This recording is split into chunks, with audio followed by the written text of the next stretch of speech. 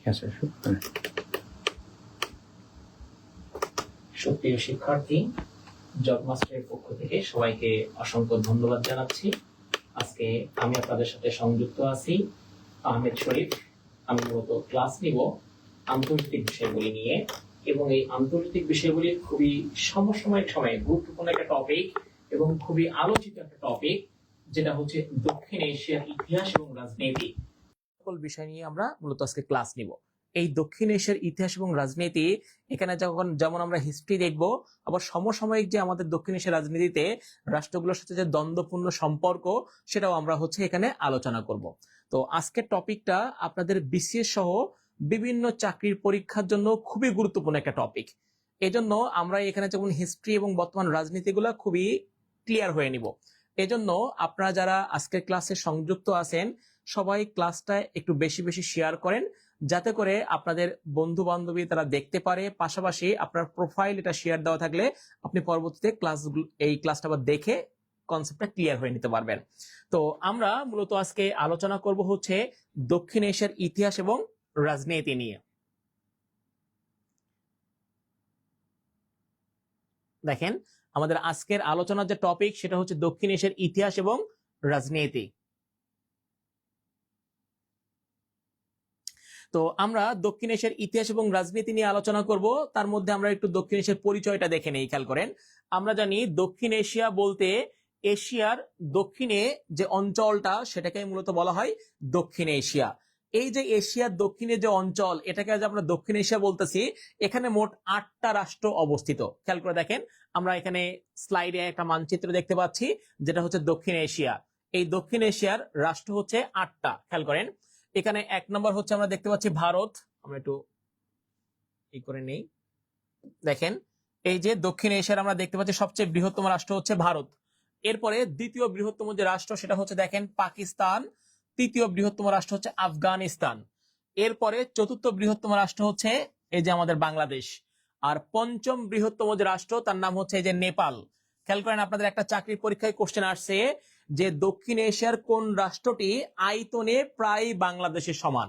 তো আমরা এখানে দেখতে পাচ্ছি যে আয়তনে প্রায় বাংলাদেশের সমান কোন রাষ্ট্রটা? নেপাল।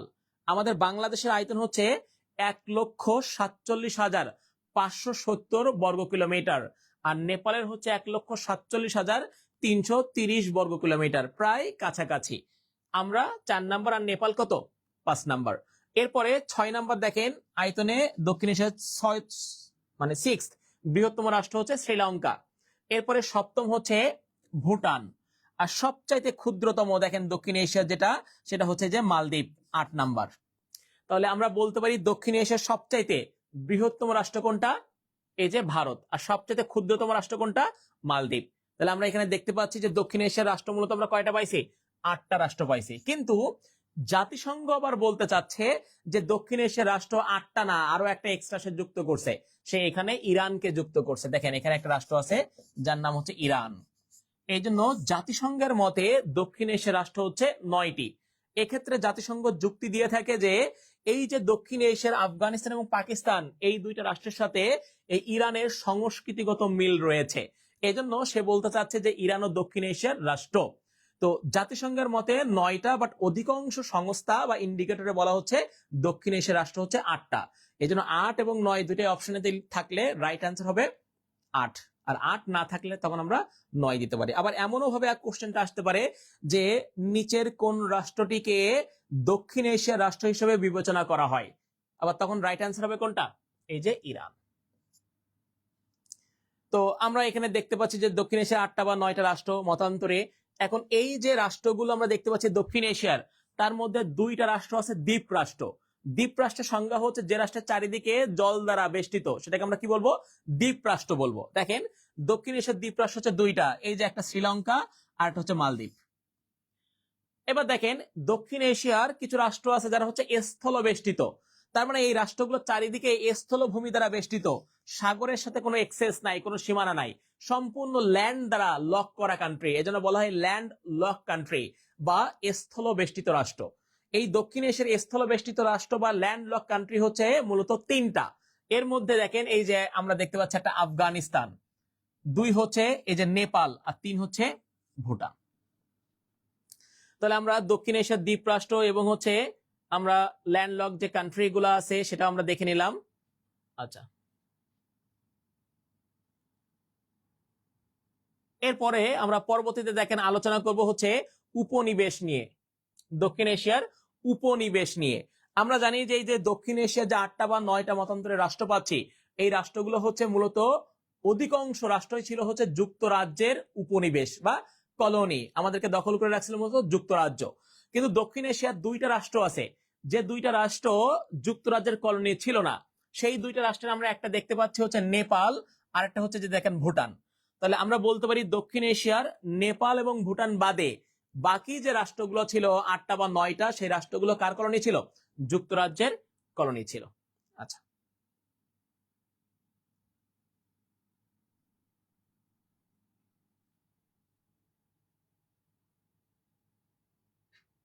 এই যে আমরা দেখতে পাচ্ছি যুক্তরাজ্যের কলোনি ছিল। এখন কথা হচ্ছে আমরা ধীরে ধীরে যখন সচেতন হওয়া শুরু করলাম এবং আমরা হচ্ছে স্বাধীনতার জন্য আন্দোলন বা হচ্ছে ভয়েস রেজ করা শুরু করছি যে আমরা যুক্তরাজ্যের অধীনে থাকবো না, আমরা হচ্ছে স্বাধীনতা চাই, তখন যুক্তরাজ্য খেয়াল করে দেখেন আমাদেরকে স্বাধীনতা প্রদানের জন্য তারা প্রস্তাব দিচ্ছে যে আপনারা যে ভারত উপমহাদেশ স্বাধীন হবেন, আপনারা কি একটা রাষ্ট্র হবেন নাকি একাধিক রাষ্ট্র হবেন, সেটা নিয়ে একটা বিতর্ক তৈরি হয়েছিল। এবং সেই বিতর্কের জের ধরে আমরা দেখতে পেলাম যে সর্বপ্রথম 1940 সালে পাকিস্তানের কায়েদে আজম মোহাম্মদ আলী জিন্নাহ তিনি একটা থিওরি দিলেন, যেটাকে বলা হয় দ্বি জাতি তত্ত্ব, টু নেশনস থিওরি। সেই থিওরিতে বলা হলো যে ভারত উপমহাদেশের মুসলিম অধ্যুষিত অঞ্চলগুলো নিয়ে পাকিস্তান আর হিন্দু অধ্যুষিত অঞ্চলগুলো নিয়ে হিন্দুস্তান বা ভারত গঠিত হবে, অর্থাৎ দ্বিজাতি তত্ত্ব। এবং আমরা দেখতে পেলাম যে এই দ্বিজাতি তত্ত্বের ভিত্তিতে তারা পাকিস্তানকে বিভক্ত করবে এবং ভারত উপমহাদেশকে বিভক্ত করবে। এবং এই ভারত উপমহাদেশকে তারা বিভক্ত করার জন্য বা সীমানা তৈরি করার জন্য একটা কমিশন গঠন করলো। খেয়াল করেন, এই কমিশনের সভাপতি হিসেবে আমরা জানি নিযুক্ত করা হয় একজন ব্রিটিশ আইনজীবী স্যার সেরেল র্যাডক্লিফকে। এই জন্য আমরা জানি সেই কমিশনের নামকরণ করা হয় র্যাডক্লিফ কমিশন। দেখেন, র্যাডক্লিফ কমিশন, আমরা এখন হচ্ছে র্যাডক্লিফ কমিশন নিয়ে আলোচনা করব।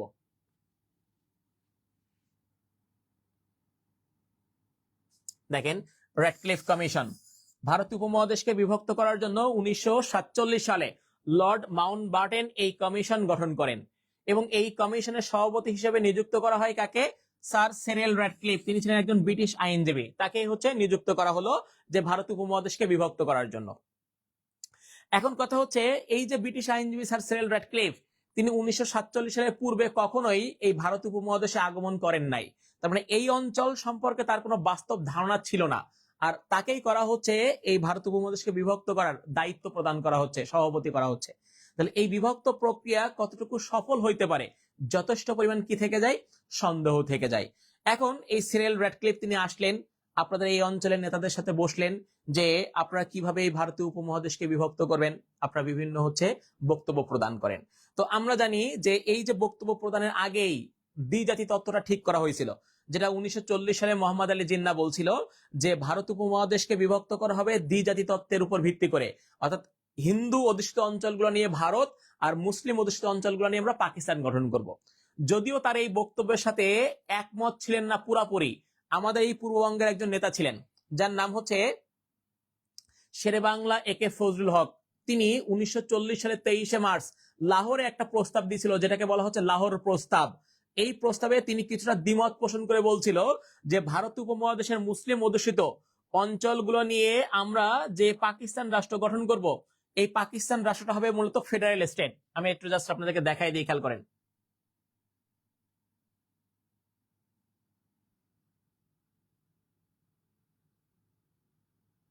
দেখেন, সে বলছে যে ভারত উপমহাদেশের হিন্দু অধ্যুষিত অঞ্চলগুলো নিয়ে আমরা একটা হিন্দুস্তান বা ভারত রাষ্ট্র গঠন করব, কিন্তু মুসলিম অধ্যুষিত 2টা অঞ্চল, এ একটা আর এ একটা, এই 2টা অঞ্চলকে নিয়ে আমরা একটা ফেডারেল স্টেট গঠন করব। তার মানে ফেডারেল স্টেটের কনসেপ্টটা খেয়াল করে দেখেন, মার্কিন যুক্তরাষ্ট্রে আমরা জানি 50টা স্টেট আছে। এই 50টা স্টেট প্রত্যেকের আলাদা আলাদা স্বায়ত্ত শাসন, সংবিধান সবকিছুই আছে, বাট 50টা রাষ্ট্র আবার এক হয়ে নতুন একটা রাষ্ট্র যার নাম হচ্ছে USA, United states of America. Same ভাবে এখানে 2টা পাকিস্তান, খেয়াল করে দেখেন এই 2টা অঞ্চলেরই আলাদা আলাদা স্বায়ত্ত শাসন, সবকিছু আলাদা থাকবে, কিন্তু 2টা রাষ্ট্র আবার এক হয়ে নতুন রাষ্ট্র গঠিত হবে যার নাম হচ্ছে কি? এই যে পাকিস্তান। খেয়াল করেন, যেটা আমরা বুঝতে শিখছি 1966 সালে এসে, যে 6 দফা, সেই 6 দফায় দেখেন বলা হয়েছিল প্রাদেশিক স্বায়ত্তশাসনের কথা। কিন্তু এই প্রাদেশিক স্বায়ত্তশাসনের কথা আরো অনেক আগে 1940 সালে শেরে বাংলাকে ফজলুল হক লাহোরে বলছিল, যেটাকে আমরা পড়ি হচ্ছে লাহোর প্রস্তাব নামে। তো আমরা দেখতে পাচ্ছি যে এভাবেই ভারত উপমহাদেশকে তিনি বিভক্ত করবেন। তো র্যাডক্লিফ কমিশন সবাইকে নিয়ে বসলো যে কিভাবে আপনারা ভারত উপমহাদেশ বিভক্ত করবেন, আসেন আপনার সাথে আমরা আলোচনা করি। এবং সেখানে সর্বশেষ যে সবাই সম্মতি প্রদান করে যে ভারত উপমহাদেশের মুসলিম অধ্যুষিত অঞ্চলগুলো আমরা পাকিস্তান গঠন করব, কিন্তু ওই অঞ্চলগুলো সম্মতি লাগবে। আবার হিন্দু অধ্যুষিত অঞ্চলগুলো নিয়ে আমরা ভারত গঠন করব, কিন্তু ওই অঞ্চলগুলোর জনগণ বা যারা হচ্ছে ক্ষমতায় আছে তাদের শাসক গোষ্ঠী, তাদের কি লাগবে? সম্মতি লাগবে। এবং আমরা দেখতে পাচ্ছি এভাবেই ভারত এবং পাকিস্তানকে বিভক্ত করা শুরু করলো এই র্যাডক্লিফ কমিশন। এখন কথা হচ্ছে এই র্যাডক্লিফ কমিশন যেহেতু ভারত ও পাকিস্তানকে বিভক্ত করছে, এই জন্য এই ভারত ও পাকিস্তানকে বিভক্তকারী যে সীমারেখা, সেই সীমারেখার নামকরণ করা হয়েছে কি? Radcliffe line. তাহলে কোশ্চেন আসতে পারে যে ভারত ও পাকিস্তানকে বিভক্তকারী সীমারেখার নাম কি? সেটা হচ্ছে র্যাডক্লিফ লাইন। তাহলে এখন যদি আপনাদেরকে কোশ্চেন করা হয় যে বাংলাদেশ এবং ভারতকে বিভক্তকারী সীমারেখার নাম কি, একটু দেখি সবাই কমেন্ট করেন তো। বাংলাদেশ এবং ভারতকে বিভক্তকারী সীমারেখার নাম কি?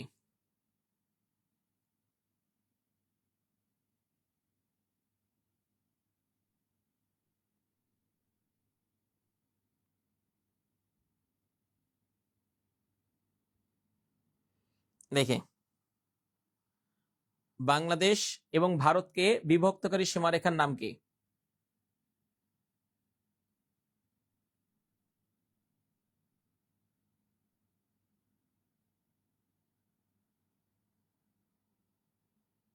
বাংলাদেশ এবং ভারতকে বিভক্তকারী সীমারেখার নাম দেখেন, সেটাও হচ্ছে র্যাডক্লিফ লাইন হবে। কারণ আমরা জানি, খেয়াল করে দেখেন, এই যে 1947 সালে বাংলাদেশ নামক কোনো রাষ্ট্র ছিল না, এটা পাকিস্তানের পার্ট ছিল। তাহলে 1947 সালে পাকিস্তানকে বিভক্ত করা মানে বর্তমান বাংলাদেশকেও বিভক্ত করা। তাহলে আমরা দেখতে পাচ্ছি যে ভারত এবং পাকিস্তানকে বিভক্তকারী সীমারেখার নাম হচ্ছে র্যাডক্লিফ লাইন, আবার বাংলাদেশ এবং ভারতকে বিভক্তকারী সীমারেখার নামও কি হবে? Radcliffe line. Okay, Mustafizur Rahman right answer করছেন যে হচ্ছে র্যাডক্লিফ লাইন। হ্যাঁ, অসংখ্য ধন্যবাদ।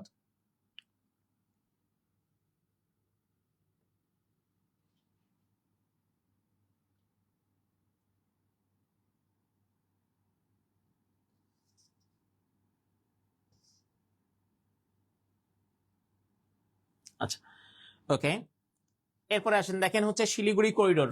আমাদের নেক্সট যে এটা হচ্ছে শিলিগুড়ি করিডোর। সেই শিলিগুড়ি করিডোরটা নিয়ে আমরা একটু আলোচনা করি। খেয়াল করেন, এখানে আমরা দেখতে পাচ্ছি শিলিগুড়ি করিডোর। খেয়াল করেন, এই শিলিগুড়ি করিডোরটা কোথায়?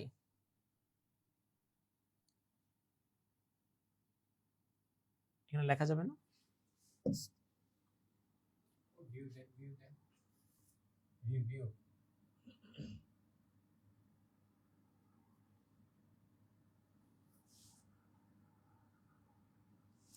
দেখেন, নেক্সট হচ্ছে শিলিগুড়ি করিডোর। শিলিগুড়ি করিডোরটা কোথায়? খেয়াল করেন, এখানে আমরা দেখতে পাচ্ছি বাংলাদেশ, আর এখানে নেপাল, আর এই যে মাঝখানে ভারতের দেখেন একটা চলাচল করার জন্য পথ, মানে ভারত মূলত তার এই 7 সিস্টার্সে চলাচল করার জন্য যে পথটা ইউজ করে, সরু সংকীর্ণ যে করিডোরটা, এটাকেই মূলত বলা হচ্ছে শিলিগুড়ি করিডোর। মূলত আমরা জানি হচ্ছে, খেয়াল করে দেখেন, এই যে শিলিগুড়ি করিডোর, এটা হচ্ছে ভারতের পশ্চিমবঙ্গের শিলিগুড়ি নামক স্থানে অবস্থিত। এই জন্য এই করিডোরটার নাম হচ্ছে শিলিগুড়ি করিডোর।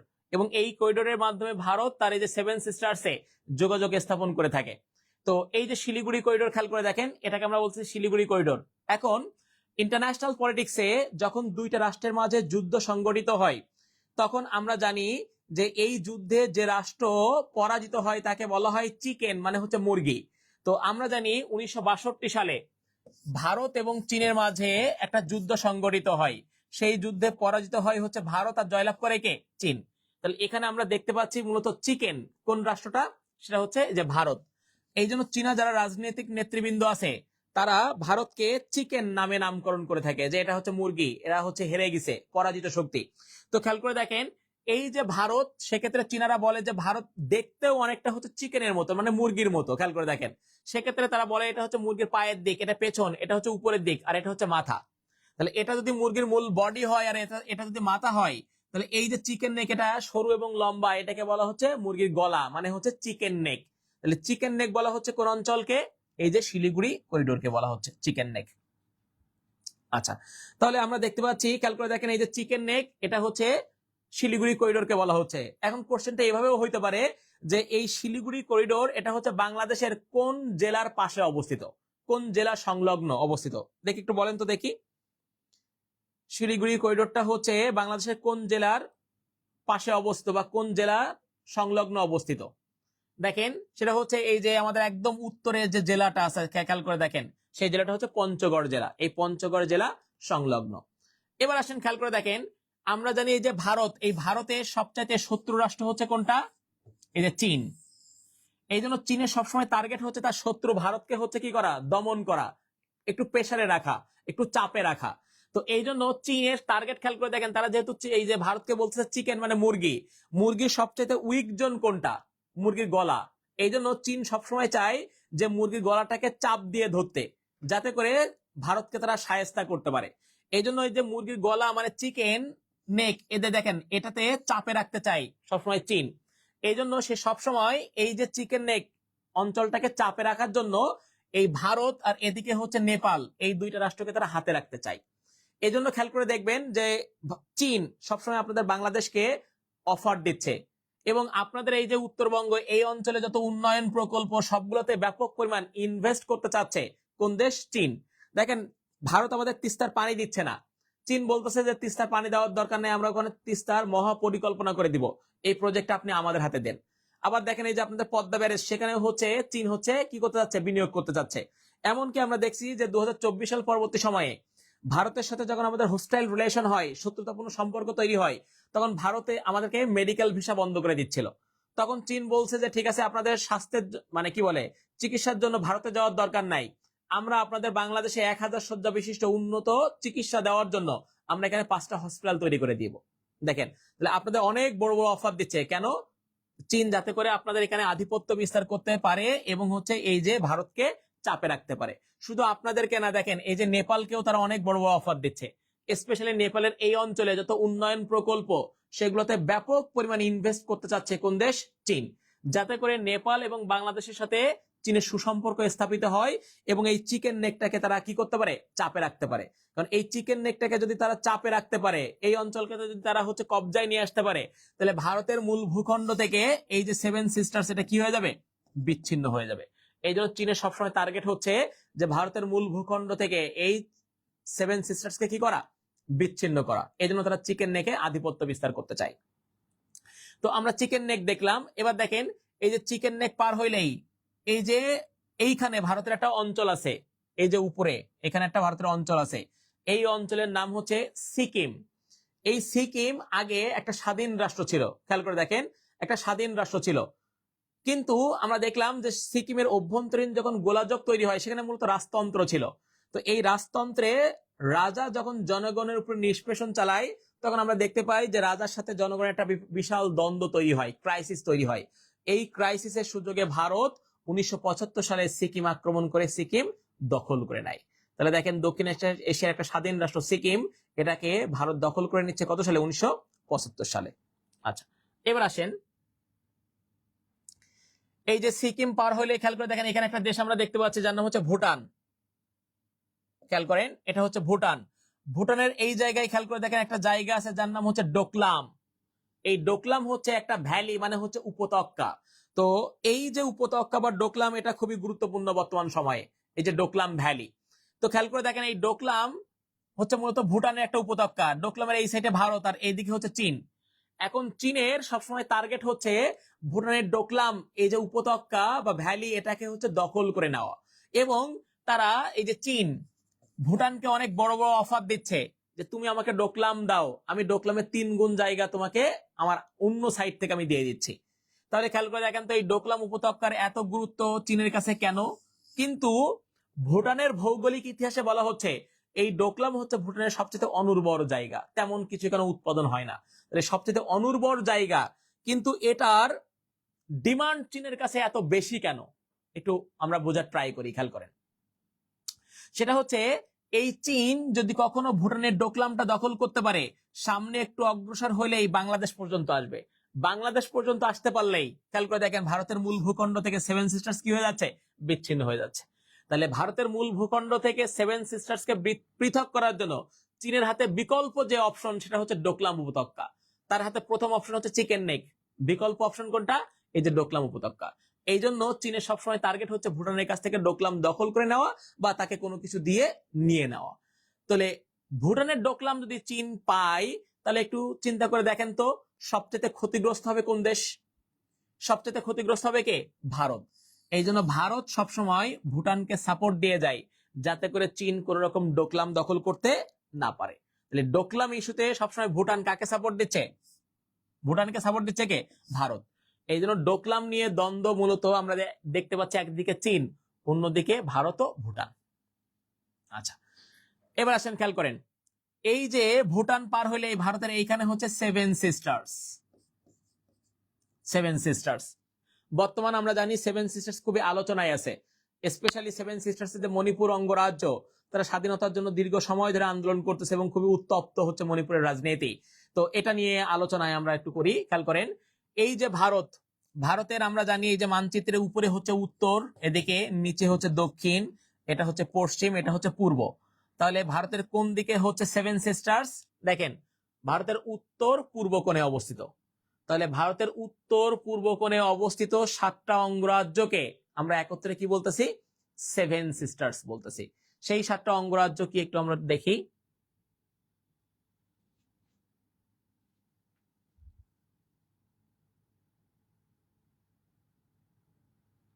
দেখেন ভারতের উত্তর পূর্ব কোণে অবস্থিত যে 7টা অঙ্গরাজ্য আছে, সেই 7টা অঙ্গরাজ্যকে আমরা একত্রে কি বলতেছি? সেভেন সিস্টার্স বলতেছি। সেই 7টা অঙ্গরাজ্যে সহজে মনে রাখার যে টেকনিক সেটা হচ্ছে আমের নাম অমিত্রী, আতে হচ্ছে আসাম, মেতে হচ্ছে মেঘালয়, নাতে হচ্ছে নাগাল্যান্ড, মতে হচ্ছে মণিপুর, এরপরে হচ্ছে অমিত্রী, অতে হচ্ছে অরুণাচল, মিতে মিজোরাম, ত্রিতে হচ্ছে ত্রিপুরা। এই 7টা অঙ্গরাজ্যকে একত্রে কি বলা হচ্ছে? সেভেন সিস্টার্স বলা হচ্ছে। আচ্ছা, এবার আসেন একটু খেয়াল করেন, সেটা হচ্ছে এই যে 7টা অঙ্গরাজ্য, এর মধ্যে বর্তমান সময়ে খুবই আলোচিত বা গুরুত্বপূর্ণ হচ্ছে কোনটা? এই যে মণিপুর অঙ্গরাজ্য। এবং আমরা জানি ভারতের প্রথম প্রধানমন্ত্রী ছিল জওহরলাল নেহেরু। এই জওহরলাল নেহেরু যখন প্রথমবারের মতন মণিপুর অঙ্গরাজ্য ভ্রমণ করে, তখন মণিপুরের প্রাকৃতিক সম্পদ ও সৌন্দর্যে মুগ্ধ হয়ে তিনি মণিপুরকে নামকরণ করেন হচ্ছে ভারতের রত্ন। তাহলে ভারতের রত্ন বলা হয় কোন অঙ্গরাজ্যকে? মণিপুরকে। মুস্তাফিজুর রহমান সাথে আছেন, ওকে অসংখ্য ধন্যবাদ। আমের নাম অমিত্রী, আচ্ছা এটাকে তিনি বলছে অমিত্রী অমেনা। হ্যাঁ, আপনারা যেভাবে হচ্ছে টেকনিকে মাথায় রাখতে পারেন, কোনো সমস্যা নাই, ঠিক আছে। ওকে, তাহলে দেখেন ভারতের রত্ন বলা হচ্ছে কোন অঙ্গরাজ্যকে? এই যে মণিপুরকে রত্ন বলা হচ্ছে। এবং খেয়াল করে দেখেন এখানে যে ভারতের যে নাগাল্যান্ড, এই অঞ্চলে অধিকাংশ জনগণ হচ্ছে খ্রিস্টান, এটা খ্রিস্টান অধ্যুষিত একটা অঞ্চল ভারতের। আচ্ছা, এরপরে খেয়াল করে দেখেন এখানে আমরা দেখতে পাচ্ছি যে অরুণাচল একটা অঞ্চল আছে, দেখেন ভারতের এই যে অরুণাচল। চীন দাবি করে থাকে যে ভারতের এই অরুণাচল অঞ্চলটা হচ্ছে তার নিজের। এই জন্য কোশ্চেন হইতে পারে যে ভারতের কোন অঙ্গরাজ্যকে চীন নিজের বলে দাবি করে থাকে? কোনটা? ওই যে অরুণাচলকে নিজের বলে দাবি করে থাকে। এবং শুধু সে দাবি করেই ক্ষান্ত না, এই অরুণাচল অঞ্চল হচ্ছে দখল করে নিতে চাই কোন দেশ? চীন। তো আমরা একটু সেটা দেখি, খেয়াল করেন।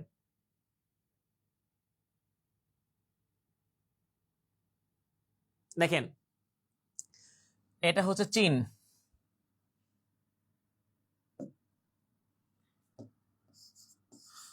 এটা হচ্ছে চীন, দেখেন এটা হচ্ছে ভারত।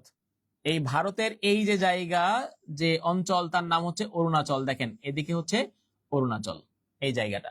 তো এই জায়গাটা মূলত ভারতের একটা অঙ্গরাজ্য, কিন্তু এটা চীন কি করতে চায়? নিজের দাবি করে সে দখল করতে চাচ্ছে। খেয়াল করে দেখেন, এখন এই যে চীন ভারতের অরুণাচল অঙ্গরাজ্য দখল করতেছে, সেক্ষেত্রে তার একটা ডিপ্লোম্যাসি আছে এই অরুণাচল অঞ্চল দখল করার জন্য। সেই ডিপ্লোম্যাসির নাম হচ্ছে সালামি স্লাইসিং ডিপ্লোম্যাসি। সালামি স্লাইসিং ডিপ্লোম্যাসিটা কি একটু খেয়াল করে দেখেন। সেটা হচ্ছে আমার একটা জমি আছে এখানে 5 বিঘা, এই 5 বিঘা জমির পাশে আপনার একটা 2 বিঘা জমি আছে। কারণ আমি চাচ্ছি আপনার এই 2 বিঘা জমি দখল করতে, তাহলে আমরা কি করি? এই যে আইল কাটতে কাটতে কাটতে কাটতে আপনার এই যে এলাকার মধ্যে ঢুকে যায় আপনার জায়গা আমরা কি করে নেই? দখল করে নেই। এখন এই আল কাটতে কাটতে যখন আমি আপনার জায়গা দখল করতেছি, আপনি যখন টের পাচ্ছেন তখন বলছেন ভাই এই কাজ করেন না, আমি আবার স্টপ করতেছি, আবার আমি কিছুদিন পরে আল কাটা শুরু করতেছি।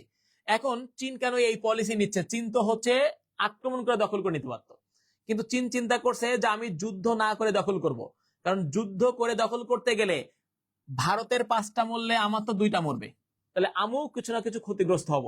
এই জন্য কোনো ধরনের ক্ষতি না করে আমি আমার স্বার্থ কি করতে হবে? উদ্ধার করতে হবে। এই জন্য দেখেন সে অল্প অল্প করে চীনের এই ভারতের এই জায়গাগুলো কি করে নিচ্ছে, এই যে আল কাটতে কাটতে কাটতে কাটতে, মানে হচ্ছে ওই যে তার সামরিক বাহিনীর উপস্থিতি বাড়াইতে বাড়াইতে আমরা দেখতে পাচ্ছি এই এলাকাগুলো দখল করে নিচ্ছে। অন্য অঞ্চলের অনেক জায়গা এখন আমরা দেখতে পাচ্ছি চীন দখল করে নিছে। চীনের একটা প্রচলিত খাবার আছে, খেয়াল করে দেখেন, শুকরের মাংস দিয়ে তৈরি করে খাবার, যেটার নাম হচ্ছে সালামি। এটাকে চীনারা হচ্ছে স্লাইস করে করে খায়, এভাবে স্লাইস করে করে খায়, এই জন্য এটাকে বলা হয় সালামি স্লাইসিং। সেম ভাবে চীন ভারতের এই অরুণাচল অঞ্চলকে দখল করার জন্য স্লাইস করে করে অল্প অল্প করে করে কি করতেছে? দখল করতেছে। এই জন্য চীন ভারতের অরুণাচল অঞ্চলকে দখল করার জন্য যে নীতি গ্রহণ করছে সেটাকে বলা হচ্ছে সালামি স্লাইসিং ডিপ্লোম্যাসি। ক্লিয়ার? এবং সে শুধু ভারতের এই অরুণাচলকে না, ভুটানেরও কিছু জায়গা দখল করার জন্য মূলত এই নীতি গ্রহণ করছে। ওই যে ভুটানের যেটা আমরা বললাম ডোকলাম, ওই ডোকলামেরও সে কিছু কিছু জায়গা কি করে নিচ্ছে? দখল করে নিচ্ছে। তাহলে এখান থেকে আপনাদের বিসিএস এ কোশ্চেন আসতে পারে বা চাকরি পরীক্ষায় কোশ্চেন আসতে পারে যে চীন প্রতিবেশী রাষ্ট্রগুলোর ভূখণ্ড দখল করার জন্য কোন নীতি গ্রহণ করছে? সেটা হচ্ছে সালামি স্লাইসিং ডিপ্লোম্যাসি গ্রহণ করছে। ঠিক আছে, ওকে।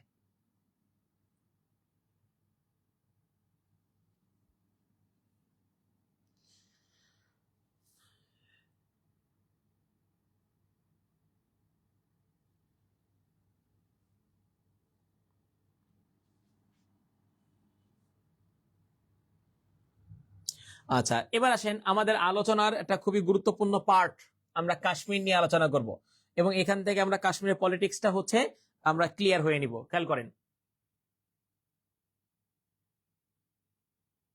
আমরা একটু মানচিত্রে যাই। দেখেন, এই যে আমরা বললাম যে র্যাডক্লিফ কমিশন, তারা বলছে যে ভারত উপমহাদেশের মুসলিম অধ্যুষিত অঞ্চলগুলো নিয়ে তারা হচ্ছে পাকিস্তান প্রতিষ্ঠা করবে, আর হিন্দু অধ্যুষিত অঞ্চলগুলো নিয়ে তারা হচ্ছে ভারত প্রতিষ্ঠা করবে।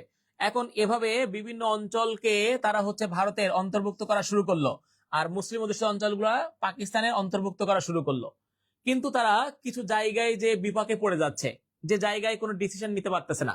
তার মধ্যে অন্যতম, খেয়াল করে দেখেন, আমাদের যে পার্বত্য চট্টগ্রাম, এই পার্বত্য চট্টগ্রামে তখন অধিকাংশ জনগণ ছিল বৌদ্ধ ধর্মাবলম্বী। তাহলে আপনি পার্বত্য চট্টগ্রামকে কার অন্তর্ভুক্ত করা হবে? এখানে বলা হয়েছে হিন্দু হইলে ভারত, মুসলিম হইলে পাকিস্তান। তো এখানে তো অধিকাংশ জনগণ বৌদ্ধ, একটা সমস্যা তৈরি হলো। 2 নাম্বার হচ্ছে এইখানে একটা অঞ্চল আছে, খেয়াল করে দেখেন, যার নাম হচ্ছে কাশ্মীর। এই কাশ্মীরের 62% মানুষ হচ্ছে মুসলিম, 30% হচ্ছে হিন্দু, বাকি 8% হচ্ছে বৌদ্ধ সহ অন্যান্য। কিন্তু যে রাজা, তার নাম হচ্ছে হরি সিং, সে আবার হিন্দু। তাহলে কাশ্মীর কার অন্তর্ভুক্ত হবে? এই দুইটা নিয়ে একটা সমস্যা তৈরি হলো। তো র্যাডক্লিফ কমিশন কাশ্মীরের বিষয়ে সিদ্ধান্ত বলে দিল যে কাশ্মীরের জনগণ এবং রাজা যে সিদ্ধান্ত নিবে সেটাই হবে, এখানে আমরা কোনো হস্তক্ষেপ করব না। সেক্ষেত্রে জনগণের অধিকাংশ তারা চাচ্ছে হচ্ছে পাকিস্তানের অন্তর্ভুক্ত হইতে, আবার হিন্দুরা চাচ্ছে ভারতের দিকে অন্তর্ভুক্ত হইতে। এখন রাজা পড়ে গেছে বিপদে, অধিকাংশ জনগণ পাকিস্তানের পক্ষে বা স্বাধীন রাষ্ট্র ইয়ে চাচ্ছে, আর হচ্ছে সে নিজে হিন্দু, তার মন চাচ্ছে ভারতের দিকে, কিন্তু যেতে পারতেছে না, কারণ অধিকাংশ জনগণ তো বিপক্ষে পাকিস্তানের দিকে। এটা নিয়ে একটা সমস্যা তৈরি হয়ে যায়। তখন এই যে কাশ্মীরের রাজা হরি সিং, তার পুত্র ছিল করণ সিং, সেই পুত্র করণ সিং তার বাবাকে হচ্ছে পরামর্শ প্রদান করে যে আপনি এই কাশ্মীরকে কোনো দেশের অন্তর্ভুক্ত না করে একটা স্বাধীন রাষ্ট্র প্রতিষ্ঠা করেন। এই জন্য করণ সিং এর পরামর্শ অনুসারে আমরা দেখতে পেলাম যে রাজা হরি সিং সে হচ্ছে স্বাধীন রাষ্ট্র হিসেবে ঘোষণা প্রদান করবে, এবং একই সাথে সে ভারতের এই যে তৎকালীন প্রধানমন্ত্রী জওহরলাল নেহরুর সাথে আলাপ আলোচনা করতেছে, অনেক ডিপ্লোম্যাসি সে নিচ্ছে, কোয়ালিশন করতেছে। এমন সময় একটা তথ্য ফাঁস হয়ে গেল পাকিস্তানের এই অঞ্চলে যে মনে হয় যে হরি সিং কোথায় যোগদান করবে? ভারতে যোগদান করবে।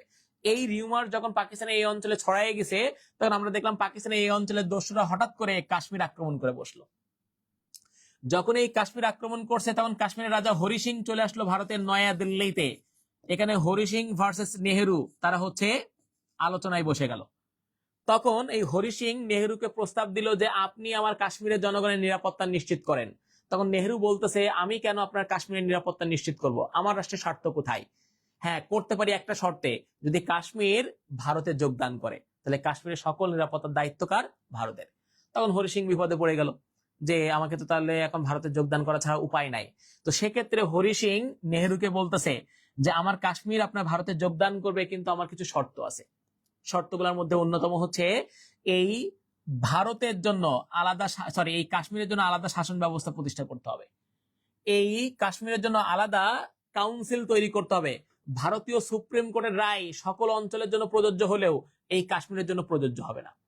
একই সাথে কাশ্মীরে এই যে ভারতের কোন অঞ্চলে কোন যুবক কাশ্মীরে যে জমি ক্রয় করতে পারবে না, কাশ্মীর শুধুমাত্র কাশ্মীরের জনগণের জন্য সংরক্ষিত থাকবে।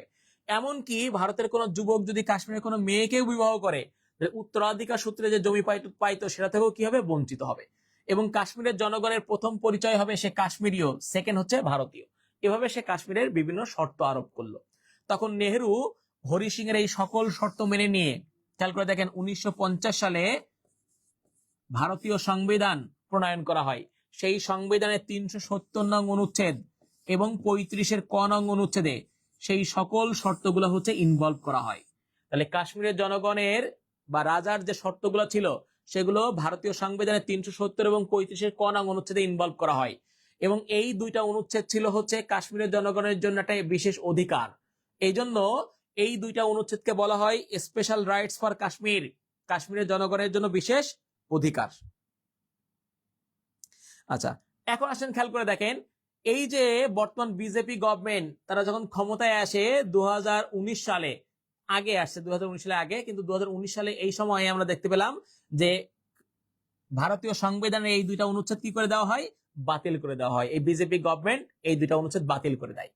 তাহলে এই দুইটা অনুচ্ছেদ বাতিল করে দিলে কাশ্মীরের জনগণ যে স্পেশাল রাইটসটা ভোগ করত, বিশেষ অধিকারটা এতদিন ধরে ভোগ করত, সেই অধিকার থেকে তারা কি হচ্ছে?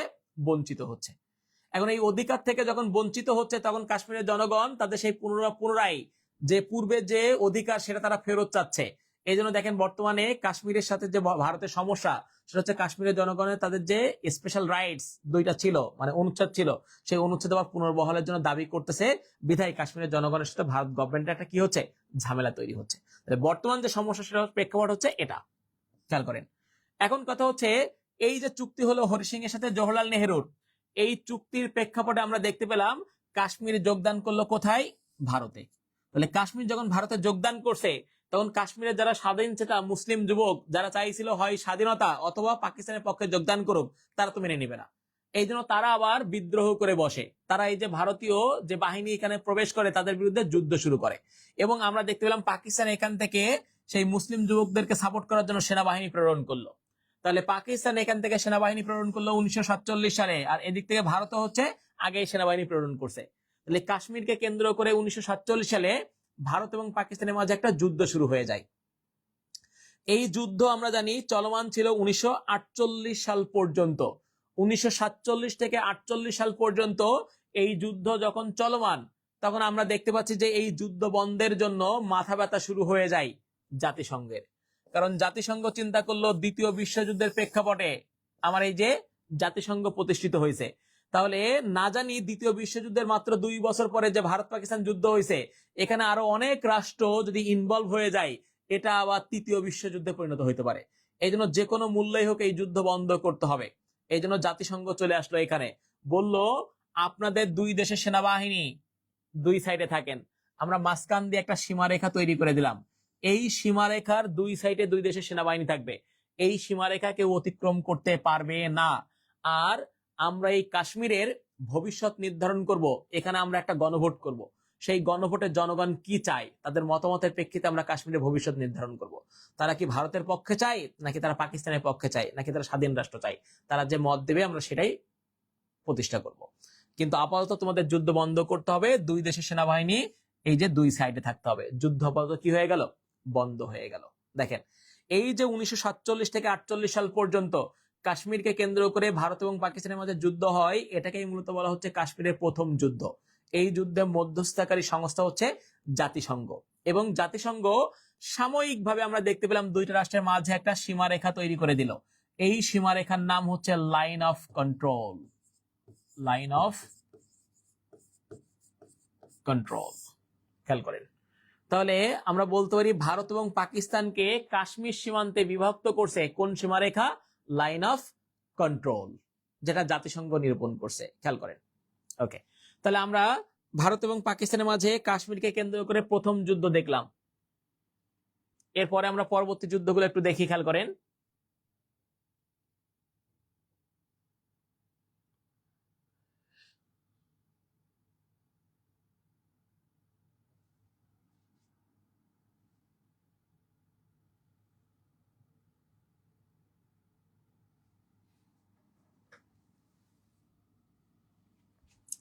দেখেন ভারত পাকিস্তান যুদ্ধ।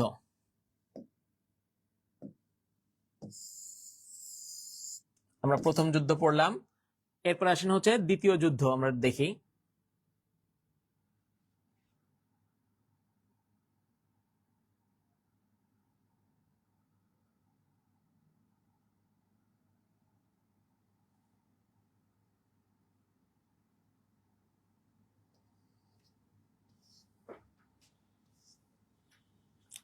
দেখেন ভারত পাকিস্তান দ্বিতীয় যুদ্ধ।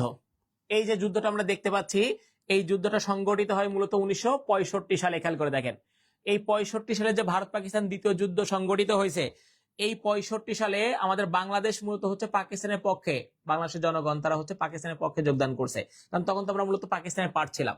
এবং সেই 65 সালের যুদ্ধে আমাদের একজন সেনানায়ক ছিল, যার নাম হচ্ছে এমএজি উসমানী। এই এমএজি উসমানী গুরুত্বপূর্ণ ভূমিকা পালন করে, এবং তার এই কন্ট্রিবিউশনের কারণে আমরা দেখতে পাই যে পাকিস্তান খুব সহজে এই যুদ্ধে অনেকটা এগিয়ে ছিল ভারতের তুলনায়। এই জন্য পাকিস্তান গভর্নমেন্ট এই এমএজি উসমানীর প্রতি খুশি হয়ে তাকে একটা উপাধি প্রদান করে। সেই উপাধিটার নাম হচ্ছে পাপা টাইগার, মানে হচ্ছে বড় টাইগার। খেয়াল করেন, এবং তাকে একই সাথে বলা হয় বাংলার বাঘ। তাহলে বাংলার বাঘ বা পাপা টাইগার উপাধি প্রদান করা হয় কোন ব্যক্তিকে? এই যে এমএজি উসমানীকে। এবং আমরা দেখতে পেলাম যে 1965 সালে যে যুদ্ধ চলমান ছিল, দেখেন 1965 সালে যে হচ্ছে ভারত পাকিস্তান দ্বিতীয় যুদ্ধ চলমান ছিল, তখন সোভিয়েত ইউনিয়ন তাদেরকে রিকোয়েস্ট করছে যে এই যুদ্ধ কি করতে হবে? বন্ধ করতে হবে, এবং আমি তোমাদেরকে নিয়ে বসে এখানে একটা চুক্তি আমরা হচ্ছে করে দিয়ে দিব। এই জন্য 1965 সালের এই যুদ্ধ বন্ধ হয় সোভিয়েত ইউনিয়নের মধ্যস্থতায়, এবং সোভিয়েত ইউনিয়ন এই দুইটা রাষ্ট্রকে ডেকে 1966 সালে এদের মাঝে একটা চুক্তি সম্পাদন করে দেয়। এই চুক্তিটা হয় উজবেকিস্তানের রাজধানী তাশখন্দে। এই জন্য সেই চুক্তির নাম হচ্ছে তাশখন্দ চুক্তি। তাহলে আমরা দেখতে পাচ্ছি 1966 সালে তাশখন্দ চুক্তির মাধ্যমে ভারত পাকিস্তান দ্বিতীয় যুদ্ধ কি হয়? বন্ধ হয়। খেয়াল করেন, তাহলে এই যে 66 সালে যে যুদ্ধ, মানে চুক্তি, তাশখন্দ চুক্তি, এই তাশখন্দ চুক্তিটা নিয়ে আমরা একটু দেখি। খেয়াল করেন, 66 সালে তাশখন্দ চুক্তি, এই তাশখন্দ চুক্তিতে আমরা দেখতে পাই যে ভারতের পক্ষে, দেখেন এখানে হচ্ছে ভারতের পক্ষে সিগনেচার করছে হচ্ছে তৎকালীন ভারতের যে প্রধানমন্ত্রী লাল বাহাদুর শাস্ত্রী, আর পাকিস্তানের পক্ষে স্বাক্ষর করছে হচ্ছে জেনারেল আইয়ুব খান। এবং এই চুক্তিতে সমঝোতাকারী দেশ হচ্ছে মূলত কোনটা? দেখেন, এই তাশখন্দ চুক্তিতে সমঝোতাকারী দেশ হচ্ছে সোভিয়েত ইউনিয়ন, মানে হচ্ছে রাশিয়া। অর্থাৎ এই চুক্তিটা সম্পাদনের যে জায়গা, সেই জায়গাটা আমরা বললাম যে উজবেকিস্তানের রাজধানী তাশখন্দ। তাহলে এখানে মধ্যস্থতাকারী হবে কোন দেশ? যেখানে চুক্তি হয় সেই দেশ মূলত মধ্যস্থতাকারী হয়। তাহলে তাশখন্দে যদি চুক্তি হয়, তাহলে মধ্যস্থতাকারী হবে হচ্ছে উজবেকিস্তান। কিন্তু 1966 সালে উজবেকিস্তান নামক কোন রাষ্ট্র ছিল না, এটা তখন সোভিয়েত ইউনিয়নের পার্ট ছিল। এই জন্য মূলত এখানে মধ্যস্থতাকারী ভূমিকা হচ্ছে কোন দেশ? সোভিয়েত ইউনিয়ন, যার বর্তমান নাম হচ্ছে রাশিয়া। আচ্ছা, এবার আসেন খেয়াল করেন, এটা হচ্ছে ভিউ করে দিতে হবে, বড় করে দিতে হবে একটু।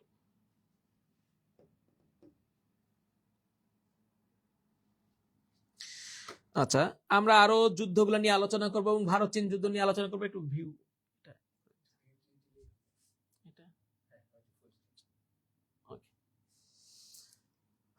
আচ্ছা খেয়াল করেন, এখন এই যে ভারত এবং পাকিস্তানের মাঝে যে দ্বিতীয় যুদ্ধ হচ্ছে, এই যুদ্ধের একটু ফলাফলটা আমরা দেখি। খেয়াল করেন, এই যে দ্বিতীয় যুদ্ধ, এই যুদ্ধতে আমরা দেখতে পাচ্ছি যে দেশ জয়লাভ করছে বা আগায়ে ছিল অনেকটা, সেই দেশের নাম হচ্ছে পাকিস্তান। তাহলে আমরা দেখতে পাচ্ছি এই যুদ্ধে পাকিস্তান অনেকটা আগায়ে ছিল, সে জয়লাভ করছে। এটা হচ্ছে 1965 সালের যুদ্ধ। আবার দেখেন 1962 সালে ভারত এবং চীনের মাঝে একটা যুদ্ধ হয়, সে যুদ্ধেতেও জয়লাভ করছে চীন। তাহলে এই যুদ্ধেতেও আমরা দেখতে পাচ্ছি পরাজিত হয়েছে কোন দেশ? ভারত। তাহলে 62 যুদ্ধে পরাজিত হয়েছে ভারত, আবার 65 যুদ্ধেও পরাজিত হয়েছে কে? ভারত। তাহলে পরস্পর আমরা দেখলাম যে 3 বছরের ব্যবধানে 2টা যুদ্ধেই পরাজিত হচ্ছে ভারত, সেক্ষেত্রে তার শত্রু 2টা রাষ্ট্রের কাছেই। সেক্ষেত্রে ইন্ডিয়া চিন্তা করলো যে আমি চীনের কাছে পরাজিত হইতেই পারি, সে অনেক শক্তিশালী, কিন্তু পাকিস্তানের কাছে কিভাবে পরাজিত হইলাম? এই যে বারবার আমি যুদ্ধ করতেছি আর পরাজিত হচ্ছি, এর পেছনে আসলে মূল কারণটা কি, কেন আমি এই পরাজিত হচ্ছি? কারণ উদ্ঘাটন করার জন্য সেটা ইনভেস্টিগেশন টিম তৈরি করলো, এবং সেই ইনভেস্টিগেশন টিম আমরা দেখতে পাচ্ছি 1967 সালে একদম শেষের দিকে এসে একটা রিপোর্ট দিচ্ছে যে আপনি এই যুদ্ধে যে পরাজিত হচ্ছেন বারবার, এর একটা প্রধান কারণ হচ্ছে আপনার যে আন্তর্জাতিক গোয়েন্দা সংস্থা, তখন ভারতের আন্তর্জাতিক গোয়েন্দা সংস্থা ছিল হচ্ছে সিবিআই। এই সিবিআই আপনাকে যুদ্ধ নিয়ে যত ইনফরমেশন প্রদান করছে তার অধিকাংশই ছিল মিস ইনফরমেশন। এই মিস ইনফরমেশনের ভিত্তিতে আপনি যুদ্ধ করতে যেয়ে বারবার কি হচ্ছেন? পরাজিত হচ্ছেন। তাহলে এই যে মিস ইনফরমেশনের ভিত্তিতে বারবার যুদ্ধ করতে যে পরাজিত হচ্ছে, তাহলে খেয়াল করে দেখেন তো সেই দায়ভার কার? এই যে সিবিআই, কারণ সে হচ্ছে ফলস ইনফরমেশন প্রদান করছে। তাহলে পানিশমেন্ট এখন কাকে দেওয়া হবে? এই যে সিবিআই কে দেওয়া হবে। তো ভারতের তখন আন্তর্জাতিক গোয়েন্দা সংস্থা ছিল সিবিআই, এই জন্য তাকে সিবিআই কে পানিশমেন্ট দিয়ে ডিমোশন দিল, বললো যে আপনি আর আন্তর্জাতিক গোয়েন্দা সংস্থা থাকতে পারবেন, আপনাকে আমরা ন্যাশনাল গোয়েন্দা সংস্থায়, মানে অভ্যন্তরীণ গোয়েন্দা সংস্থায় পরিণত করলাম। তাহলে তখন ভারতের আন্তর্জাতিক গোয়েন্দা সংস্থা নাই, শূন্য হয়ে গেছে।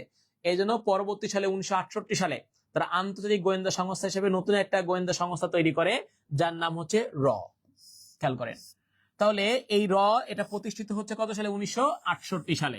এবং এই র এর ফুল মিনিং হচ্ছে রিসার্চ এন্ড অ্যানালাইসিস উইং। খেয়াল করে দেখেন, তাহলে মূলত র প্রতিষ্ঠিত হচ্ছে যে সিবিআই এর ব্যর্থতার কারণে। তাকে যখন আমরা ন্যাশনাল গোয়েন্দা সংস্থায় পরিণত করে দেই, তখন আমরা দেখতে পেলাম আন্তর্জাতিক গোয়েন্দা সংস্থা হিসেবে কি আসতেছে? এই যে র আসতেছে। এবং একটা বই আছে বাংলাদেশের র, এখানে বলা হয়েছে যে এই যে সিবিআই এর ব্যর্থতার পরে যে র প্রতিষ্ঠা করা হয়েছে, এই র এর প্রথম সফলতা হচ্ছে 1971 সালে বাংলাদেশকে স্বাধীনতা যুদ্ধে হচ্ছে জয়লাভ করানো, মানে পাকিস্তানকে বিভক্ত করা। এবং সেকেন্ড যে হচ্ছে সফলতা বলা হয়েছে, সেখানে বলা হয়েছে যে সিকিমকে তারা দখল করতে পারা। বুঝতে পারছেন কিনা? এই জন্য আমাদের যে ভারতীয় উপমহাদেশের ইতিহাসে র অনেক শক্তিশালী একটা গোয়েন্দা সংস্থা। এরপরে হচ্ছে পাকিস্তানের গোয়েন্দা সংস্থা, যেটাকে আমরা বলি হচ্ছে আইএসআই, ইন্টার সার্ভিস ইন্টেলিজেন্স। ঠিক আছে, আচ্ছা ওকে। আমাদের সাথে হচ্ছে সংযুক্ত আছেন মুস্তাফিজুর রহমান ভাই, অসাধারণ ক্লাস, ওকে অসংখ্য ধন্যবাদ। আচ্ছা, নিয়ামুল স্যার সংযুক্ত আছেন, এক্সক্লুসিভ ক্লাস, ওকে অসংখ্য ধন্যবাদ। রুহুল আমিন ভুইয়া হচ্ছে সালাম দিচ্ছেন, ওয়ালাইকুম আসসালাম। ওকে, আপনারা যারা হচ্ছে ক্লাসটা দেখতেছেন সবাই একটু বেশি বেশি হচ্ছে শেয়ার করে দেন এবং অন্যদেরকে দেখার একটু সুযোগ করে দিয়ে দেন। আচ্ছা,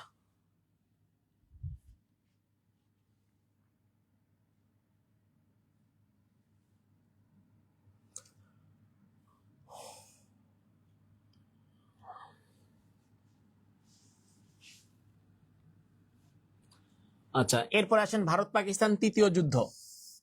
এই ভারত পাকিস্তান তৃতীয় যুদ্ধটা নিয়ে আমরা একটু আলোচনা করি। খেয়াল করেন, এই ভারত এবং পাকিস্তানের মাঝে যে তৃতীয় যুদ্ধ, এই যুদ্ধটা সংগঠিত হয়েছে 1971 সালে। এবং সেই 1971 সালে ভারত পাকিস্তান যুদ্ধের প্রধান কারণ ছিল হচ্ছে বাংলাদেশের মুক্তিযুদ্ধ। তো এই প্রেক্ষাপটটা আমরা একটু আলোচনা করি, তাহলে আপনাদের জন্য সুবিধা হবে। আমরা একটু মানচিত্রে চলে যাই।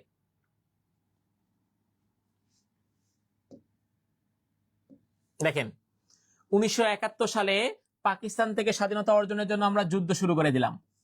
তাহলে আমরা দেখতে পাচ্ছি পাকিস্তান এবং বাংলাদেশের মাঝে যুদ্ধ হচ্ছে, আমাদের স্বাধীনতার যুদ্ধ যেটাকে আমরা বললাম। এই যুদ্ধে আমাদেরকে ব্যাপক পরিমাণ সহযোগিতা করতেছে যে দেশটার নাম হচ্ছে ইন্ডিয়া। এই ইন্ডিয়া যখন ব্যাপক পরিমাণ সহযোগিতা করতেছে, তখন এই পাকিস্তান আমরা দেখতে পেলাম যে যখন দেখলো যে একদম এই যুদ্ধে বিজয়ের দ্বার প্রান্তে বাংলাদেশ ডিসেম্বর মাসের শুরুর দিকে, তখন হঠাৎ করে 1971 সালে 3 ডিসেম্বর এই পাকিস্তান এই যে এই অঞ্চলে, ভারতের এই অঞ্চলে বিমান হামলা শুরু করে। এবং যে বিমান হামলা শুরু করে যে অপারেশনের মাধ্যমে, সেই অপারেশনের নাম ছিল হচ্ছে অপারেশন চেঙ্গিস খান। এই অপারেশন চেঙ্গিস খান নামে পাকিস্তান 3 ডিসেম্বর ভারতে বিমান হামলা শুরু করে।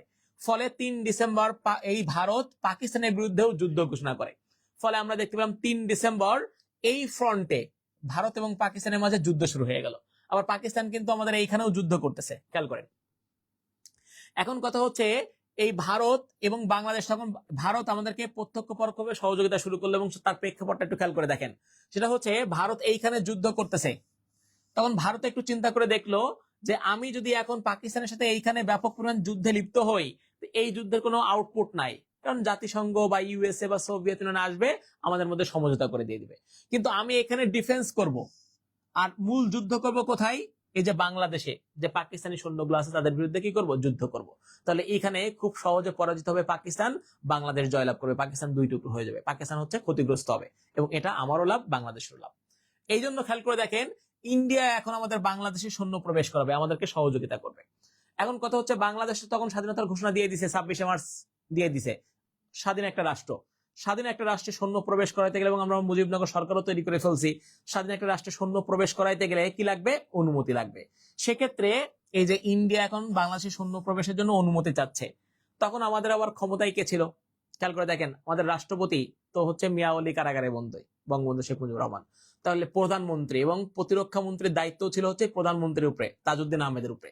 এই তাজউদ্দিন আহমেদ এবং হচ্ছে কি বলে সৈয়দ নজরুল ইসলাম, তারা ভারতকে বললো যে ঠিক আছে, যেহেতু আপনারা আমাদেরকে সহযোগিতা করতেছেন, আপনাদের সৈন্য আমাদের দেশে প্রবেশ করবে, কিন্তু আমাদের একটা ছোট্ট শর্ত আছে।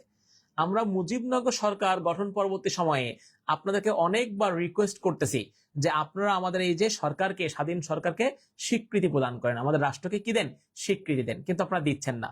আপনারা আমাদেরকে স্বীকৃতি দেন, আপনাদের সৈন্য আমাদের দেশে প্রবেশ করবে। খেয়াল করেন, এখন তাহলে এখানে একটা কোশ্চেন ক্রিয়েট হয়ে যায় যে ভারত আমাদেরকে এতভাবে সহযোগিতা করতেছে, কিন্তু আমাদেরকে স্বীকৃতি দিচ্ছিল না কেন? দেখেন, এই কোশ্চেনের অ্যান্সারটা হচ্ছে, মনে করেন আমাদের বাংলাদেশ 71-এ স্বাধীনতা অর্জন করতে পারলো না, আমরা যুদ্ধে ব্যর্থ হইলাম, তাহলে ভারতের এই স্বীকৃতির অবস্থা কি হবে? এটা তাদের জন্য একটা অপমানজনক না? এই জন্য কখনো কোনো রাষ্ট্র আমরা দেখতে পাই যে চূড়ান্ত বিজয় অর্জন না করা পর্যন্ত স্বীকৃতি দেয় না। যেমন দেখেন, আমাদের মুক্তিযুদ্ধে সবচাইতে আমি বলবো যে রাষ্ট্র আমাদেরকে সহযোগিতা করছে ব্যাপক পরিমাণ, সোভিয়েত ইউনিয়ন। এই সোভিয়েত ইউনিয়নই মূলত ইন্ডিয়াকে বলছে যে আপনি বাংলাদেশকে সহযোগিতা করেন, এই কারণে যদি আপনাকে কেউ আক্রমণ করে, আমি আপনার হয়ে তার সাথে যুদ্ধ করব। এই ব্যাকআপের কারণে খেয়াল করে দেখেন, ইন্ডিয়া আমাদের পক্ষে যুদ্ধ করতে নামছে। তো খেয়াল করে দেখেন, এই সোভিয়েত ইউনিয়নও দেখেন আপনাদেরকে বিজয় অর্জন না করা পর্যন্ত স্বীকৃতি দেয় না, সে 1972 সালে শুরুর দিকে দিচ্ছে, জানুয়ারি মাসে। আচ্ছা, তো এখন আসেন খেয়াল করেন, ইন্ডিয়া চিন্তা করলো এখন বাংলাদেশকে স্বীকৃতি দিতে হবে, তাহলে আমি সৈন্য প্রবেশ করাতে পারবো। তো আন্তর্জাতিক রাজনীতিতে ভারতের মতন শক্তিশালী রাষ্ট্রগুলো কখনো একলা চলো নীতি অবলম্বন করতে পারে না। এই জন্য সে দেখলো যে এখানে আগে একটা আমার বন্ধু রাষ্ট্র দিয়ে স্বীকৃতি দেওয়া হয়নি, এই জন্য এই ভারত এই সময় ভুটানকে অনুরোধ করলো যে তুমি বাংলাদেশকে স্বীকৃতি দাও। এই ভারতের অনুরোধে ভুটান আমাদেরকে স্বীকৃতি প্রদান করে 6 ডিসেম্বর। তার কয়েক ঘন্টা ব্যবধানে আমরা দেখতে পেলাম ভারত আমাদেরকে স্বীকৃতি প্রদান করলো। তাহলে বাংলাদেশকে স্বীকৃতি প্রদানকারী প্রথম যে রাষ্ট্র সেটা হচ্ছে কোনটা? ভুটান। দ্বিতীয় কোনটা? সেটা হচ্ছে বাংলাদেশ। এটা নিয়ে যদিও বিতর্ক আছে, তো এখন যেটা আমাদের হচ্ছে গেজেট আকারে প্রকাশ হয়েছে, সেখানে বলা হয়েছে প্রথম রাষ্ট্র হচ্ছে ভুটান আর দ্বিতীয় হচ্ছে ভারত। এজন্য এখন আর আমরা এটা নিয়ে আর বিতর্কের মধ্যে যাব না, বা বিতর্ক যেও লাভ নাই, যেহেতু গেজেট আকারে প্রকাশিত হয়ে গেছে। আচ্ছা, এবার আসেন খেয়াল করেন, ইন্ডিয়া স্বীকৃতি দেওয়ার পরে ইন্ডিয়ান সৈন্য আমাদের বাংলাদেশে প্রবেশ করলো, এবং আমরা দেখতে পেলাম 1971 সালে ডিসেম্বর মাসের 16 তারিখে এই যে বাংলাদেশ ভারত যৌথভাবে যুদ্ধ করার কারণে পাকিস্তান আত্মসমর্পণ করতে বাধ্য হয়। ফলে আমরা দেখতে পাচ্ছি এই যে বাংলাদেশের স্বাধীনতা যুদ্ধ, এটা কি হয়ে গেল? বন্ধ হয়ে গেল। আচ্ছা, 16 ডিসেম্বর। আর এই যে এইখানে ভারত এবং পাকিস্তানের মাঝে যে যুদ্ধ হয়েছে 71 সালে, সেই যুদ্ধের মীমাংসা হয় 1972 সালে একটা চুক্তির মাধ্যমে।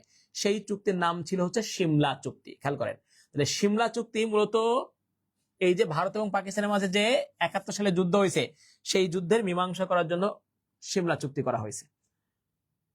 এখন আসলে আমরা একটু সিমলা চুক্তিটা দেখে নিই। খেয়াল করেন, সিমলা চুক্তি, সিমলা চুক্তি, এখানে একদিকে হচ্ছে ভারত, অন্যদিকে হচ্ছে পাকিস্তান। ভারতের পক্ষে এই সিমলা চুক্তিতে সিগনেচার করছে কে? ভারতের ইন্দিরা গান্ধী। আর পাকিস্তানের পক্ষে কে? এই যে জুলফিকার আলী ভুট্টো। আর সিমলা চুক্তি নামকরণের কারণ হচ্ছে ভারতের হিমাচল প্রদেশের রাজধানী সিমলাতে মূলত এই চুক্তিটা স্বাক্ষরিত হয়, এই জন্য এই চুক্তির নাম হচ্ছে সিমলা চুক্তি। এখন কথা হচ্ছে, এই সিমলা চুক্তির খেয়াল করে দেখেন বিষয়বস্তুটা কি। খেয়াল করেন, আমরা জানি পাকিস্তান আত্মসমর্পণ করছে। খেয়াল করে দেখেন, এই পাকিস্তান যে আত্মসমর্পণ করছে মূলত কোন দেশের কাছে? একটু বলেন তো, কোন দেশের কাছে পাকিস্তান আত্মসমর্পণ করছিল? আপনারা যারা অনলাইনে সংযুক্ত আছেন একটু প্লিজ।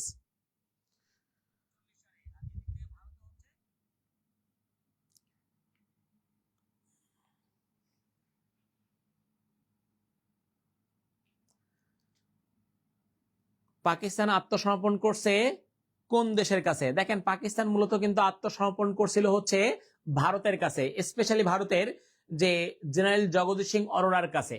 তাহলে এই যে পাকিস্তান যখন ভারতের জেনারেল জগদীশ সিং অরোরার কাছে আত্মসমর্পণ করতেছে, তখন পাকিস্তান আত্মসমর্পণ করছে কত সৈন্য নিয়ে?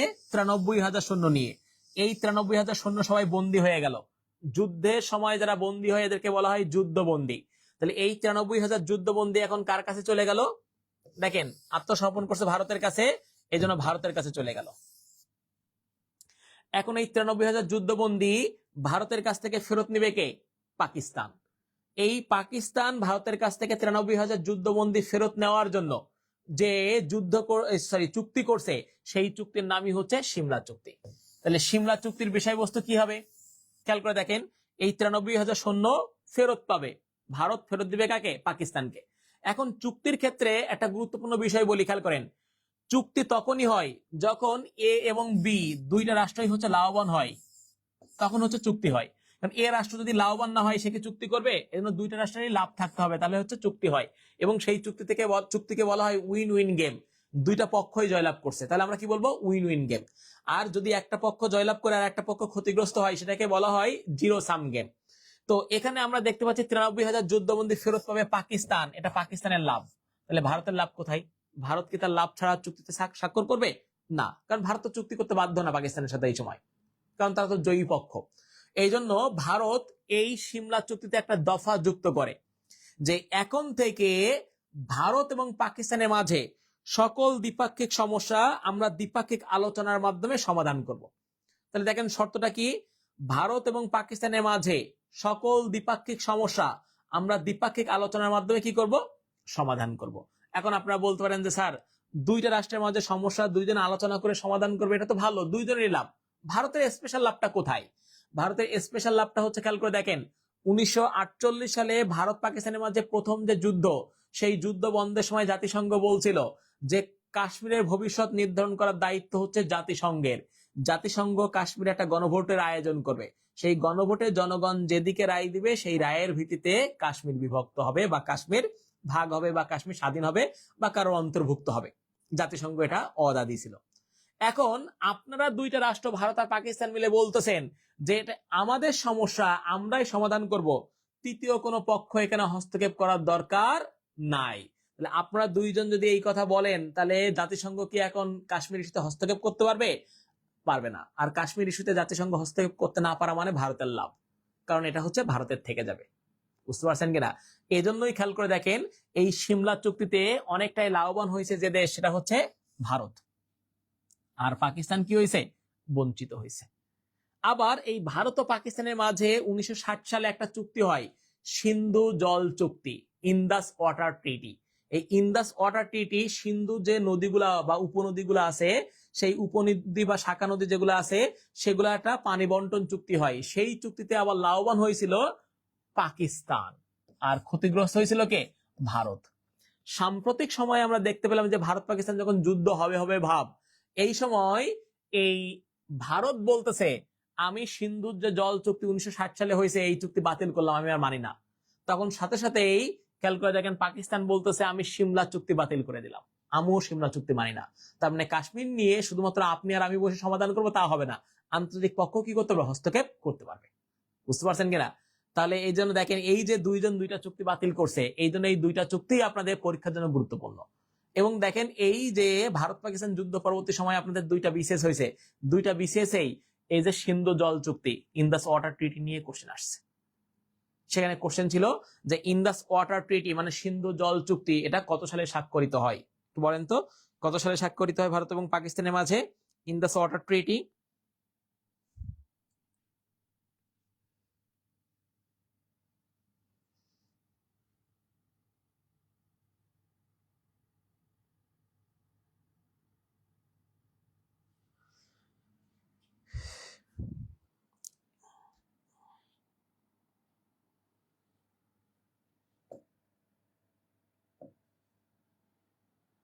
ইন্দাস ওয়াটার ট্রিটি কত সালে স্বাক্ষরিত হয়? দেখি অনলাইনে যারা সংযুক্ত আছেন অ্যান্সার দেন। ইন্দাস ওয়াটার ট্রিটি কত সালে সংগঠিত হয়? তাহলে সিকিম কার অংশ ছিল বলেন প্লিজ। সিকিম আগে হচ্ছে আমরা বললাম স্বাধীন রাষ্ট্র ছিল, কিন্তু এটা মূলত দখল করে নিয়েছে ভারত। ঠিক আছে, শুধু সিকিম না, ভারত উপমহাদেশে আরো একটা স্বাধীন রাষ্ট্র ছিল যার নাম হচ্ছে হায়দ্রাবাদ। এই রাষ্ট্রটা মাত্র 1.5 থেকে 2 মাসের ব্যবধানে ভারত এটা দখল করে নিয়ে নিছে। ভারতের মধ্যে একটা বিশাল মুসলিম রাষ্ট্র ছিল হায়দ্রাবাদ। হায়দ্রাবাদের হিস্ট্রি পড়ে দেখেন। ঠিক আছে, আচ্ছা এরপর আসেন আমরা এখানে আরেকটা যুদ্ধ পড়বো, খুবই গুরুত্বপূর্ণ। ভারত এবং চীন, যেটা আমি আপনাদেরকে বলছি, ভারত এবং চীন যুদ্ধ। খেয়াল করেন, 1962 সালে ভারত এবং চীনের মাঝে একটা যুদ্ধ সংঘটিত হয়। আমরা জানি সেই যুদ্ধে মূলত জয়লাভ করছে কোন দেশ? চীন। খেয়াল করেন, এই চীন যখন এই যুদ্ধে জয়লাভ করছে, তখন আমরা দেখতে পেলাম যে চীন এই যে ভারতীয় কাশ্মীরের যে আকসাই এলাকা আছে, খেয়াল করে দেখেন, এই আকসাই এলাকা আগে ছিল হচ্ছে ভারতীয় কাশ্মীরের একটা পার্ট। এই এলাকাটা চীন দখল করে নেয় এবং তারা লাদাখের অল্প কিছু অংশ, খুব বেশি না, অল্প কিছু অংশ দখল করে নিছে চীন। এছাড়া আমরা দেখতে পেলাম ভারতের একটা অঞ্চল, কোন অঞ্চল? অরুণাচল প্রদেশ। এটাকে চীন নিজের বলে কি করছে? দাবি করছে। দেখেন এই যুদ্ধ জয়ের প্রেক্ষিতে এখন কথা হচ্ছে এই যে ভারত এবং চীন, এটা নিয়ে আমরা একটু দেখি।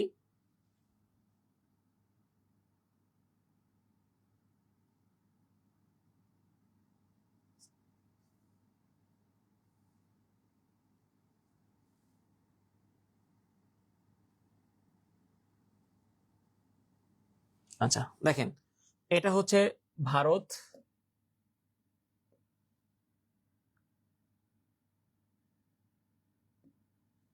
দেখেন এটা হচ্ছে ভারত আর এটা হচ্ছে চীন। এই যে ভারত এবং চীনের মাঝে একটা বিশাল সীমানা আছে, খেয়াল করে দেখেন। এই 1947 সালে এই সীমানা নির্ধারণ করার জন্য স্যার ম্যাকমোহনকে দায়িত্ব দেওয়া হয়, একটা কমিশন গঠন করা হয় যার নাম হচ্ছে ম্যাকমোহন কমিশন। এই ম্যাকমোহন কমিশন মূলত হচ্ছে ভারত এবং চীনের মাঝে যে সীমানা, সেই সীমানা কি করে? নির্ধারণ করে দেয়। এই জন্য ভারত এবং চীনকে বিভক্তকারী সীমানার নাম প্রদান করা হয় কি? McMahon line. খেয়াল করেন, তাহলে ম্যাকমোহন লাইন কোন দুই দেশকে বিভক্ত করছে? ভারত এবং চীনকে বিভক্ত করছে। খেয়াল করেন, আর একটা জিনিস আমরা দেখতে পেলাম যে 1962 সালে যে যুদ্ধ, সেই যুদ্ধের মাধ্যমে কাশ্মীরের কিছু জায়গা, খেয়াল করে দেখেন, কাশ্মীরের কিছু জায়গা দখল করে নিয়েছে, যেগুলো ভারতের ছিল এগুলো দখল করে নিছে কে? চীন দখল করে নিছে। এই যে 1962 সালের যুদ্ধের মাধ্যমে কাশ্মীরে যে জায়গা, নতুন জায়গা দখল করে নিল হচ্ছে চীন। এইখানে নতুন একটা সীমানা তৈরি হয়ে গেল কাশ্মীর সীমান্তে। কাশ্মীরের কিছু জায়গা ভারতের জায়গা চীন দখল করে নেওয়ার কারণে এই জন্য 1962 সালের যে নতুন সীমানা, সেই সীমানার নাম প্রদান করে জাতিসংঘ লাইন অফ অ্যাকচুয়াল কন্ট্রোল। তাহলে আমরা দেখলাম কাশ্মীরে মূলত দুইটা সীমানা আছে, খেয়াল করেন। সেই দুইটা সীমানা, একটা হচ্ছে ইন্ডিয়া ভার্সেস পাকিস্তান। এই ইন্ডিয়া ভার্সেস পাকিস্তানের মাঝে কাশ্মীরের যে সীমানা, তার নাম হচ্ছে line of control. Line of control. আর একটা দেখলাম আমরা হচ্ছে ইন্ডিয়া ভার্সেস চায়না। এই ইন্ডিয়া ভার্সেস যে চায়না, খেয়াল করে দেখেন, এদের মাঝে যে সীমানা, সেই সীমানা কাশ্মীর সীমান্তে যেটা, তার নাম হচ্ছে line of actual control. Line of actual control. তাহলে লাইন অফ অ্যাকচুয়াল কন্ট্রোল মূলত বিভক্ত করছে কোন দুই দেশকে? ইন্ডিয়া এবং চায়নাকে। ঠিক আছে,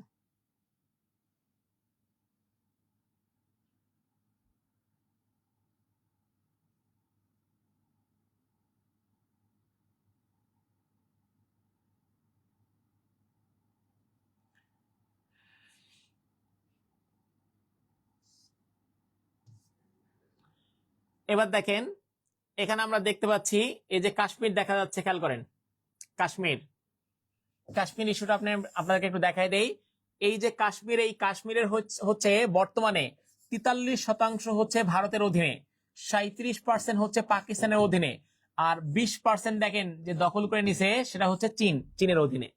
এখানে ভারতীয় যে কাশ্মীর, সেটা আমরা একটু দেখি, খেয়াল করেন।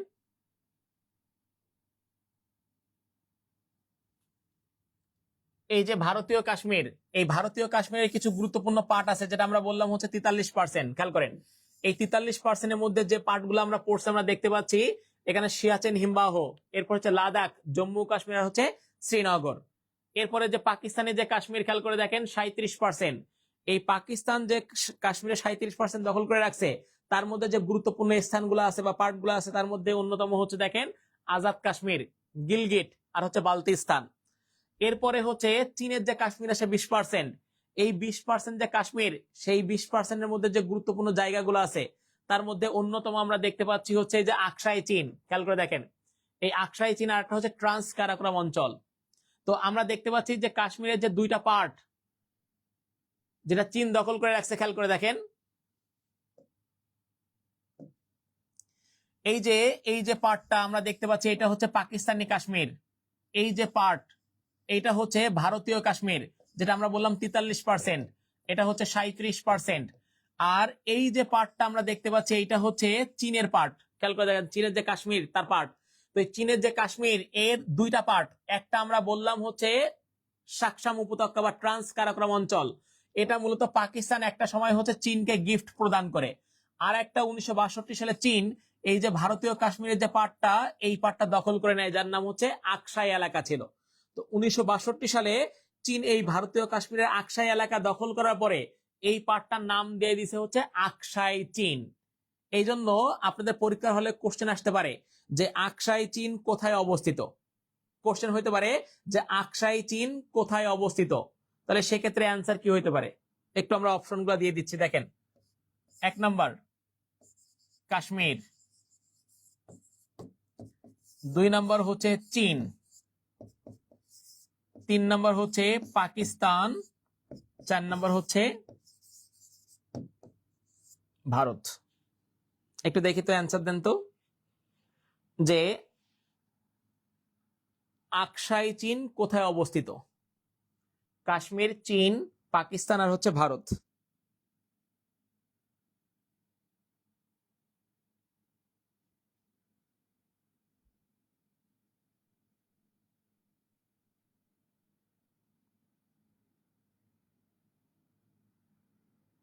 মুস্তাফিজুর রহমান বলছেন হচ্ছে চীন।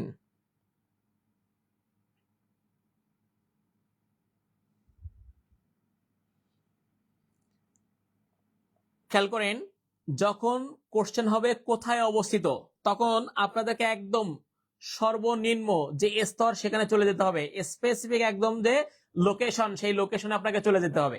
যেমন খেয়াল করে দেখেন, এখানে একদম স্পেসিফিক লোকেশন হচ্ছে কোনটা? কাশ্মীর। তাহলে এখানে রাইট অ্যান্সার কোনটা? কাশ্মীর। আর যদি কোশ্চেন করতো যে কোন দেশে অবস্থিত, তখন তো আমরা জানি কাশ্মীর কোনো দেশের নাম না, তখন রাইট অ্যান্সার হইতো কি? চীন। যেমন আমি আপনাদেরকে একটা উদাহরণ দিয়ে খেয়াল করেন, সেটা হচ্ছে বাংলা একাডেমি কোথায় অবস্থিত? দেখবেন যে লেখা আছে ঢাকা। আবার ঢাকার মধ্যে একদম স্পেসিফিক লোকেশন হচ্ছে ঢাকা বিশ্ববিদ্যালয়। এই জন্য কোশ্চেন আসতে পারে যে বাংলা একাডেমি কোথায় অবস্থিত, ঢাকা নাকি ঢাকা বিশ্ববিদ্যালয়। খেয়াল করেন, তাহলে এখানে রাইট অ্যান্সার হচ্ছে ঢাকা বিশ্ববিদ্যালয়, কিন্তু ঢাকা তো ভুল না। কিন্তু যখন একদম স্পেসিফিক লোকেশন উল্লেখ করা থাকবে তখন আমাকে ওইটাই অ্যান্সার দিতে হবে। এই জন্য রাইট অ্যান্সার হবে ঢাকা বিশ্ববিদ্যালয়। ঢাকা বিশ্ববিদ্যালয় না থাকলে আমরা তখন হচ্ছে ঢাকা বলতে পারতাম। সেম ভাবে যখন কোশ্চেন আসবে আকসাই চীন কোথায় অবস্থিত, তখন রাইট অ্যান্সার হচ্ছে কাশ্মীর। কাশ্মীর না থাকলে তখন আমরা বলতে পারতাম কোনটা? চীন। এই জন্য এই বিষয়গুলো আমাদেরকে খেয়াল রাখতে হবে। তো আমরা মূলত আমাদের আজকের যে ক্লাস, সেখানে আমরা হচ্ছে দক্ষিণ এশিয়ার যে রাজনীতি এবং হচ্ছে আমরা যে হিস্ট্রি সেটা আমরা দেখে নিলাম। স্পেশালি এখানে হচ্ছে যে কাশ্মীর যে পার্টটা সেটা আমরা দেখতে পেলাম, এবং সমসাময়িক সময়ে আলোচিত যে বিষয়গুলো ছিল, 7 সিস্টার্স, চিকেন নেক, ডোকলাম যে ভ্যালি, সেগুলো নিয়ে আমরা আলোচনা করছি। তো এই সংক্রান্ত কারো কোনো কনফিউশন বা কোশ্চেন যদি আপনাদের থাকে বা আলোচনা কোনো টপিক থাকে, তাহলে আপনারা বলতে পারেন, আমরা সেটা নিয়ে আলোচনা করতে পারি। আপনারা অনলাইনে যারা সংযুক্ত আছেন, আপনাদের কারো কোনো কোশ্চেন বা হচ্ছে কনফিউশন থাকলে বলতে পারেন।